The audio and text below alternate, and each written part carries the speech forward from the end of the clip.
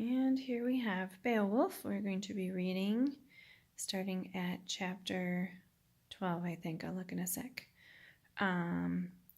This is Dover Thrift Editions, printed in 2015, and translated by Robert K. Gordon.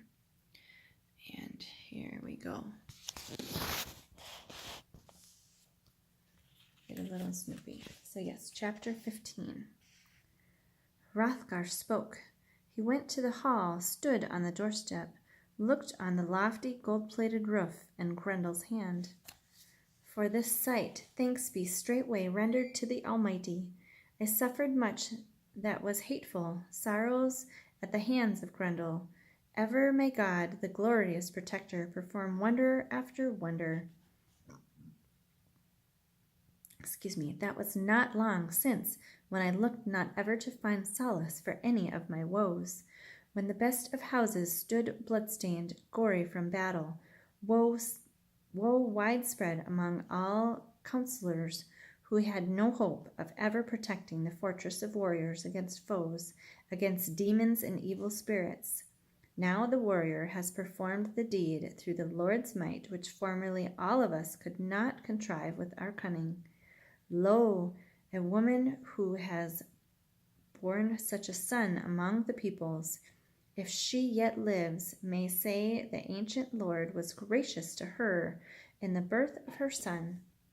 Now I will love thee in my heart as my son, Beowulf, best of men. Keep well the new kinship. Thou shalt lack none of the things thou desirest in the world which I can command.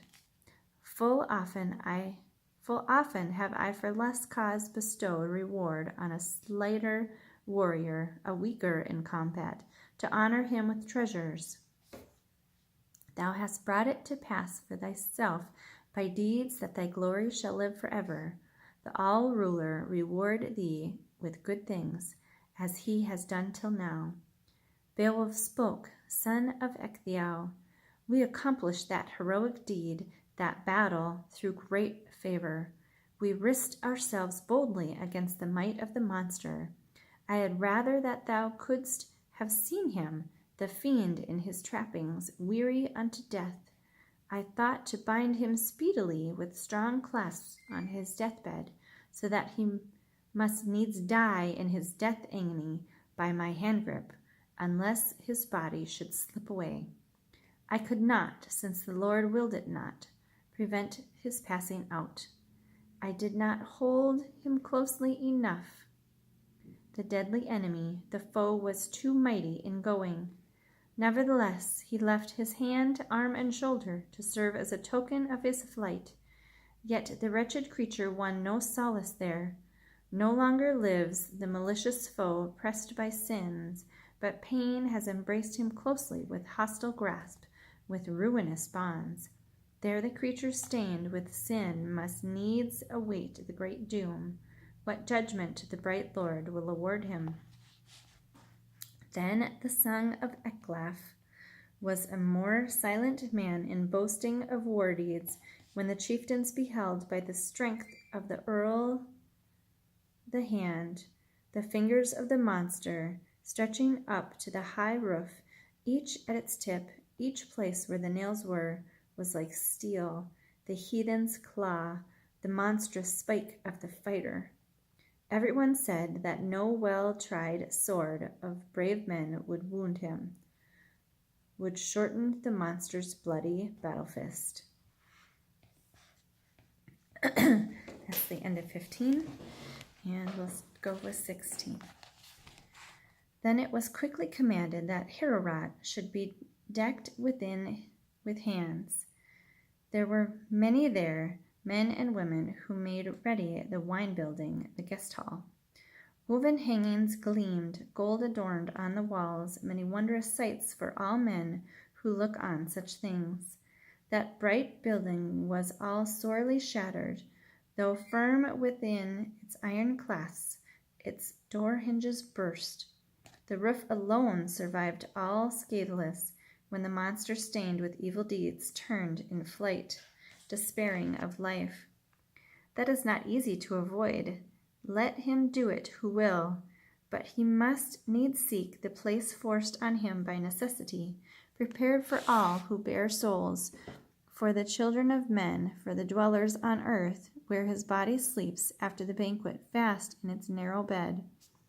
Then was the time convenient and fitting that Healfdene's son should go to the hall. The king himself wished to join in the banquet. I have not heard of a people who showed a nobler bearing with a greater troop about their giver of treasure. The famous ones then sat down on the bench, rejoiced in the feast in seemly fashion. They took many a mead goblet. Brave-minded kinsmen were in the high hall. Hrothgar and Hrothulf. Herod within was filled with friends. Not yet at this time had the Scyldings practiced treachery. The son of Healfdene gave then to Beowulf a golden ensign as a reward for victory, an ornamented banner with a handle, a helmet and corslet, a famous precious sword. Many saw them borne before the warrior. Beowulf took the goblet in the hall. He needed not to be ashamed in front of the warriors of the bestowing of gifts. I have not heard of many men giving to others on the ale bench in more friendly fashion 4 treasures decked with gold. Around the top of the helmet a jutting ridge twisted with wires held guard over the head, so that many an old sword, proved hard in battle, could not injure the bold man, when the shield-bearing warrior was destined to go against foes. Then the protector of earls commanded 8 horses with gold-plated bridles to be led into the hall, into the house. On one of them lay a saddle artfully adorned with gold, decked with costly ornament. That was the war-seat of the noble king, when the son of Healfdene was minded to practice sword-play. Never did the bravery of the far-famed man fail in the van when corpses were falling. Then the protector of the friends of Ing gave power over both to Beowulf, over horses and weapons. He bade him use them well. Thus manfully did the famous prince, the treasure-keeper of heroes, reward the rushes of battle with steeds and rich stores, so that he who wishes to speak truthfully in seemly fashion will never scoff at them. Now that's chapter 17. Further, the Lord of Earls bestowed treasure on the mead bench, ancient blades, to each of those who traveled the ocean path with Beowulf, and he bade recompense to be made with gold for the one whom Grendel before murderously killed. So he was minded to do with more of them, if wise God and the man's courage had not turned aside such a fate from them. The Lord ruled over all mankind as he still does. Wherefore understanding, forethought of soul is everywhere best. He who sojourns long in the world in these days of sorrow must needs further much of weal and woe. There was song and music mingled before Healfdene's chieftain. The harp was touched, a measure often recited at such times as it fell to Hrothgar's minstrel to proclaim joy in hall among the mead bench. Neif of the Scyldings, a hero of the Halfdanes, was fated to fall in the Frisian battlefield when the sudden onslaught came upon them, the sons of Finn. Nor in truth had Hildebur cause to praise the faith of the Eotins. Sinless, she was spoiled of her dear ones at the shield play, a son and a brother wounded with the spear. They fell in succession. She was a sorrowing woman. Not without cause did the daughter of Hawk lament her fate when morning came, when she might see the slaughter of kinsmen under the sky.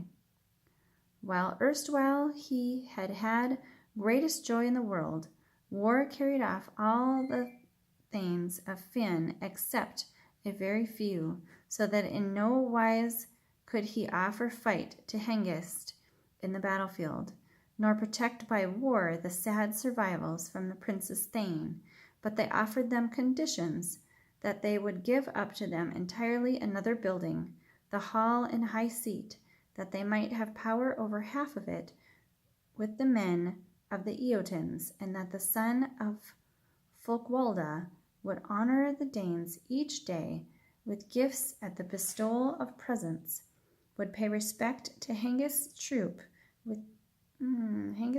rings, just as much as he would encourage the race of the Frisians in the beer hall with ornaments of plated gold. Then on both sides they had faith and firm-knit peace. Finn swore to Hengist deeply, inviolably, with oaths, that he would treat the sad survivors honorably, according to the judgment of the counselors, that no man there should break the bond by word or deed, nor should they ever mention it in malice, although they had followed the slayer of their giver of rings after they had lost their leader, since the necessity was laid upon them. If then any one of the Frisians should recall to mind by dangerous speech the deadly hostility, then it must needs recall also the edge of the sword. Oath was sworn and rich gold taken from the treasure. The best of the heroes of the warlike Scyldings was ready on the funeral fire. On that pyre the blood-stained shirt of mail was plain to see, the swine image all gold, the boar hard as iron. Many a chieftain slain with wounds. Many had fallen in the flight. The Hildebur made her own son to be given over to the Thames at Naif's pyre, his body to be burned and placed on the funeral fire. The woman wept, sorrowing by his side. She lamented in measures. The warrior mounted up. The greatest of funeral fires would up to the clouds. It roared in front of the mound. Heads melted, wounds burst open, while blood gushed forth from the gashes in the bodies. The fire, greediest of spirits, consumed all those of both peoples whom war carried off there. Their mightiest men had departed. And we will stop there. That's the end of chapter 17.